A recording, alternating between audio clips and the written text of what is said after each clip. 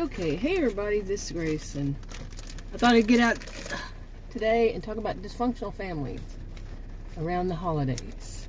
Today is actually Thanksgiving 2022, and it's 4:03 p.m., so it's in the p.m. And I've been thinking about this, so many different ways that I have experienced, in my lifetime, and I'm 59 years old. We're dealing with dysfunctional family members. That's a lot of years. It's a lot of bad experiences. We don't get to choose what family we're born into. We don't get that choice.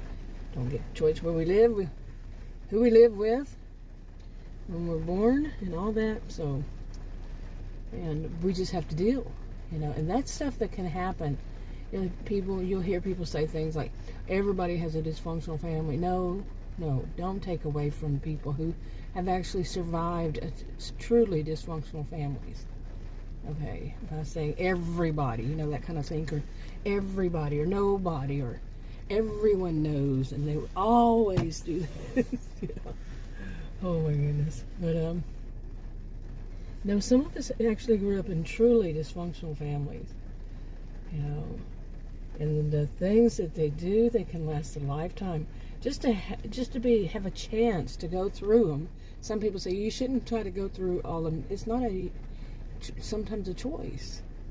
All the things that people have done to you to try to think it through and work it out, these are not always a choice. You can have triggers, and then the memory comes back, or you can see that you're having problems in something, or problems in something, and it's due to something that was from childhood. And it doesn't end in childhood. Sometimes that dysfunctional family, it goes on through adulthood, possibly your whole life, into old age. It can. Especially if you're still dealing with your siblings, or when you're younger, it's this, and then as you age, you deal with them. You see what I'm saying? And the younger generations, and wow, it's a lot of people that can be very toxic to a person. And yeah, so I was thinking about that. Holiday would do it. Okay, and by the way, I'm sitting out in my SUV in front of my house in the driveway, and you're hearing rain. We've been having rain, I don't know how long, maybe days. Here it is. This is north central Texas, just north of Dallas, and we had an unseasonal, when have we last had something that's normal weather? I don't know. But we had at least, I can't even remember.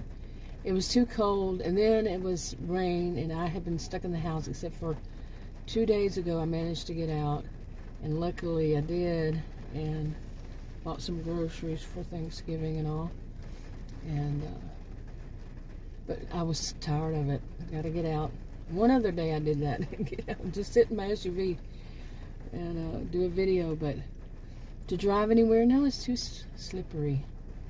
It's raining. We had terrible storms, also thunderstorms, terrible, weird lightning. I can't express how it was just so weird. Anyway, so that's why you hear that noise right now. But anyway. Okay, and speaking of which, how many of us, I can remember many years when we would go back to family home, my parents' home, and other family members would go to our, my family, they'd show up too. It was always, here I am saying always, and I just said I don't like people who say always, but for me, it was always a problem. I cannot recall ever going there and there wasn't at least one who caused problems. And right when you hit the door, boom. Okay? And so I'm going to say always.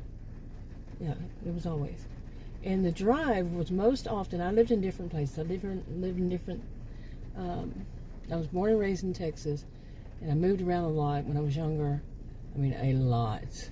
Okay, and it just wasn't 1 year. It was across decades.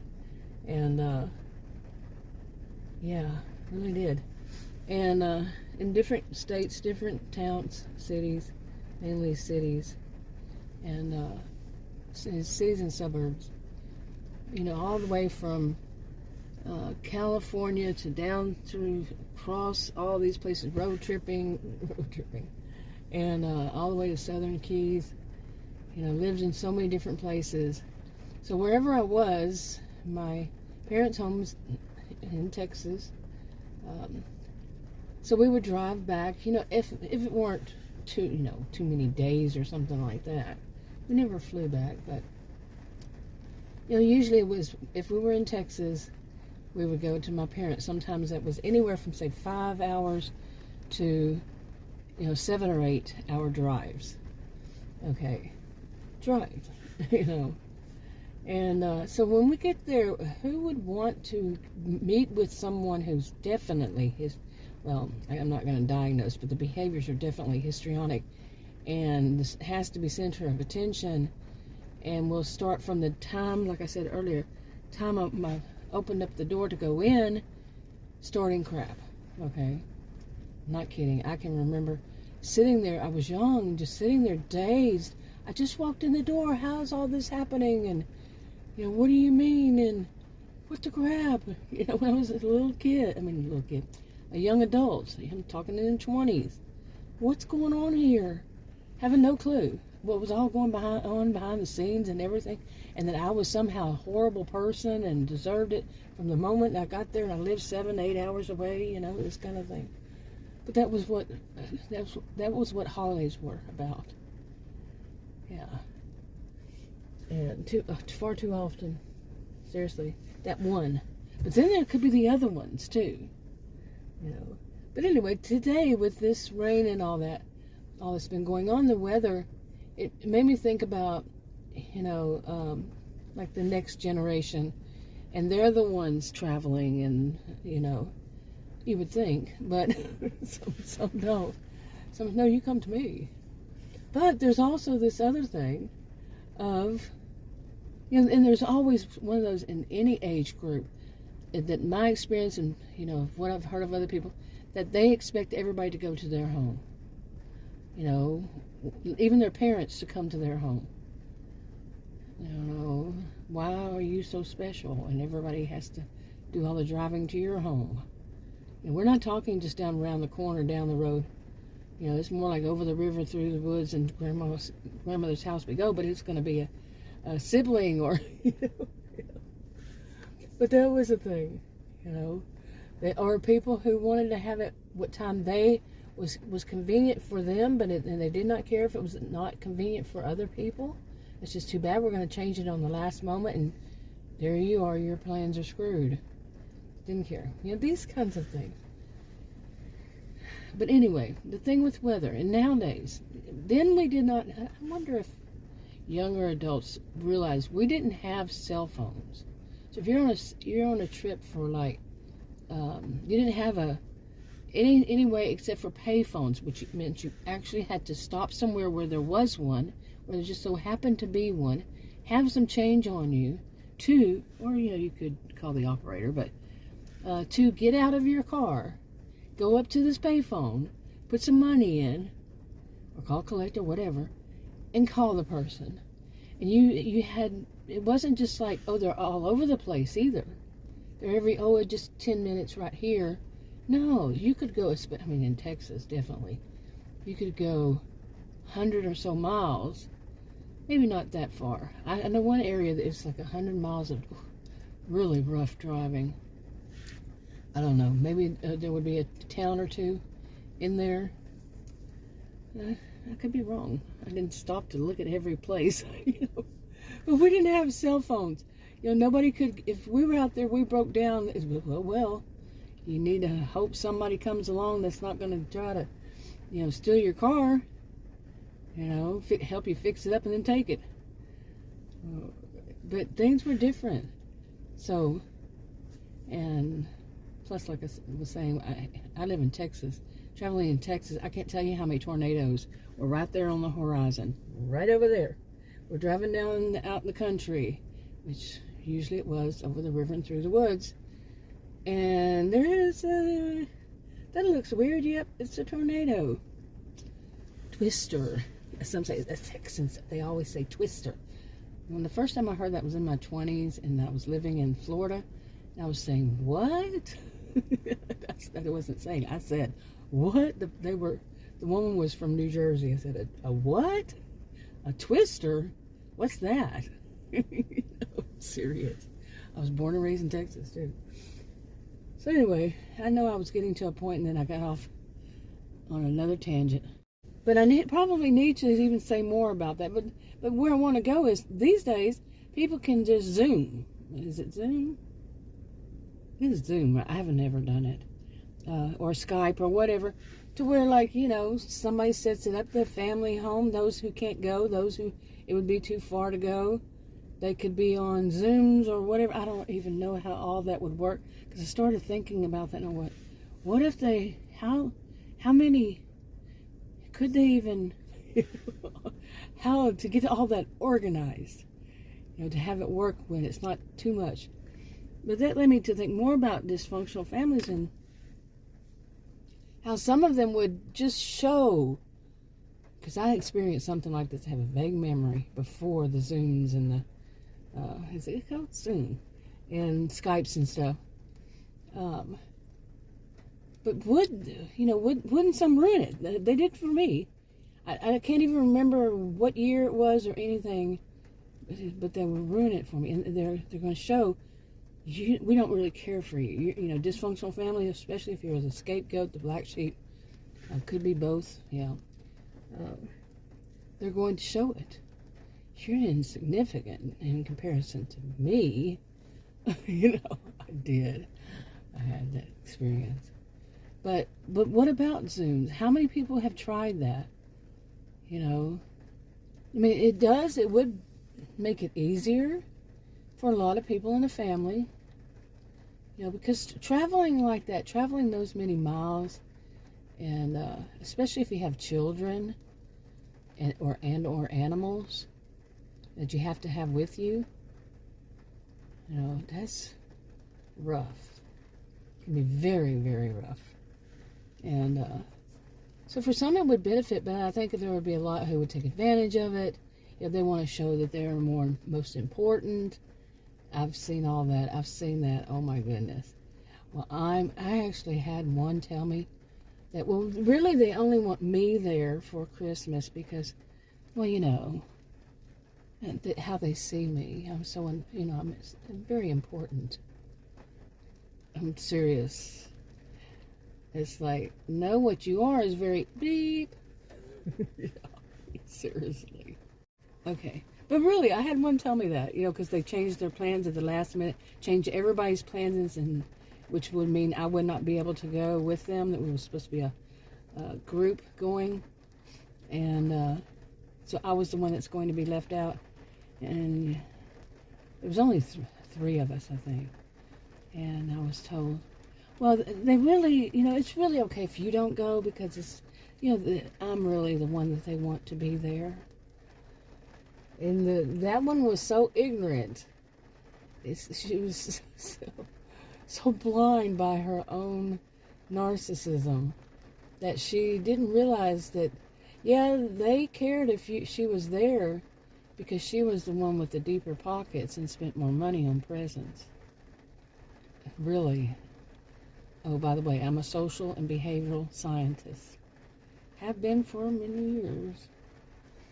And I have a clue what was going on. Oh, amazing. But, yeah, I want to talk about, like I said, more things during the holidays. And I know it's not a good time, but there are those of us out there who are experiencing things or have in the past. And, you know, maybe just have a, you know, like I've said before a million times, I don't give any advice or any suggestions, anything along that line. Nothing. Absolutely nothing.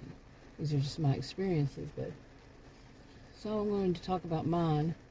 And people, the good thing about when you do something online, a person can say, I'm not watching that, boop, and go out of it, you know.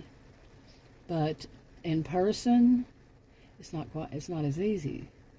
It's not as easy. So I use this as my pressure release valve. And holidays in the past, seriously, when I was younger, as far as my family of origin, my people I grew up with and the extended, at that point, whatever it was, I would say it was usually right around Thanksgiving, right before it, really, just barely before it, that I, how did I put it? I disowned them. Well, we don't own anybody, but that was my term back then. I didn't think that way back then, apparently. But yeah, I disowned them. I didn't want anything to do with them until January 2nd. Then I would speak to them. During the rest of the time, it was just no. During the holidays, in other words, during our holidays here in the USA, from before when people start planning and buying and whatever and all that, no way. All through those, I would not speak to them. I did not want to have anything to do with them because it was a mess. It was all that, who's going to control what and who's going to say when it's going to be. How many times are they going to change it? And then the other one has, these power and controls issues, and they're going to do that and all that. And, trying to triangulate me. Well, what do you think? Who do you think? Ooh. Triangulation. They tried hard. And on, all that stuff. Who needs it? But still, I went no contact this next month, actually, would be 10 years. Yeah. Well, with the remaining parent passed away. That was, and all the issues that kind of come around with that. There were contact and every blue moon contact, but I went no contact 10 years ago. I told them flat out, do not ever contact me again. And I was not joking. I was not at all. But still, there are issues, still. I mean, like I say, they're triggers. Things trigger. Like, the holidays with the rain and the times traveling there. These kinds of issues. Just the burden on a person. You want to see your family, that's all good and all that. But to travel, 5 to 8 hours and get there and meet up with some crazy histrionic person, just causing all kinds of problems from the time you open the door. Or whatever else, somebody else was going to be dramatic or have an issue or be cold and say they're the only ones important. It's sick. And some of them I used to say they were, and this is how I termed it. I was different when, say, 20 plus years ago, on how I stated things, how I said things, like called a few of them psycho bitches from hell. And that's how I saw it. And to this day, I pretty much still see it. Psycho bitches from hell. Bitches aren't necessarily women. Just female. It could be both. So I'm going to say it again. Psycho bitches from hell. And male or female. And female. So, oh my goodness. But some of these things that I've recently started talking about this, that after 44 years, so since I was a teenager, 44 years of smoking cigarettes, this year, and just what, I would say going on 3 months ago, I quit smoking. And for me, I feel, I'm not saying it would be for anybody else. It could be make it worse for other people. But for me, doing my pressure release valve videos, I truly believe is what helped me to finally say no more. 44 years of smoking cigarettes. Okay? That's a long time. And I have not had even a puff, drag, whatever they call, draw. What are all the terms for it? I didn't pay attention to all that. But I have not had, since I said, that's it. No more. And, oh, you can bet I've had moments where, not too many, not too many, but there were times when, like, something would just hit me, and, you know, like, there was a situation that was bad going on, or just irritating or triggering me, you know, just some trigger for bad memories. And I'd want to have one. I said, not really. I'd just walk off and do something else. And I'd walk off, do something else. You know, instead of standing there or being there wherever I was thinking, just get up, walk to another room, and do something in that room, like turn on the TV or something, you know, or do something productive, whatever it is. And that feeling would go away that fast. Okay. You know, so. Okay, and also while I'm at this, when it comes to family, I'm not saying just your family of origins or your extended family, or I'm going to include in-laws, and in-laws aren't just the parents-in-law, or the sisters-in-law, the brothers-in-law, and it could be not just the person you're in a marriage or a partnership, whatever it is. In your home, or you're dating someone, whatever, not only their family members, but also you have to think about, like, your sister's husband, and maybe even their, you know, your sister's husband's sisters, and so on. Because, yeah, some families, you know, they include all these people, and they're all there, or many of them are there, actually physically there, for holidays, and the dramas that can come up, especially if you have some that are histrionic. I'm serious. That's what I've seen since I was born, literally, since I was born. I'm not talking about figuratively, I'm saying literally, since I was born. Okay, drama queens. Far too much drama. And they're not nice. Some people think, well, a drama queen, so what? We're talking about, you remember how people used to say, you know, kittens got claws, or, you know, their claws would come out, male or female now, both, whatever gender identification they have, all can have that. And there, I'm going to say all there, okay? How they identify themselves. Whatever, people, flat out, people can have that kind of thing. Their claws come out and they just grab onto anybody for any reason. Some people are just like that. I left out a word there. Yeah. On purpose. Hey, it looks like it might slow down raining. I don't think so. I think it's supposed to be after 9. It's 4:27 p.m. right now. But after 9, we're going to have a short break, I think, from the rain. And then the next 3 days it's going to rain again. Then we have 2 days it doesn't rain. But then the next day it's going to rain. We're going to be floating here before too long. But anyway, I'm going to talk more about this. I might repeat myself a few times here and there because, yeah, I might just do that on purpose. But sometimes you have to, since it's going to be new videos. But usually when I say this, that I want to do something like this, something happens, and I don't stick to any topic. But I do also have some topics that I've already been doing, and I'm saying I'm going to follow up. Well, I don't want to just keep harping on one topic. And I've done that about these despicable people. And I just don't like doing that. I like, you know, have one on this topic today, one the next day. Then I can go back a few days later, whenever, you know, a few posts later, a few videos later. And talk again about something in the past. Yeah, I don't like too much repetition.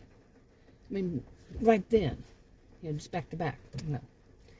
Anyway, it's been good to sit out here, let me tell you. Get out of the house. But, alright, I think I'll wrap it up. Talk to you in another video. Bye.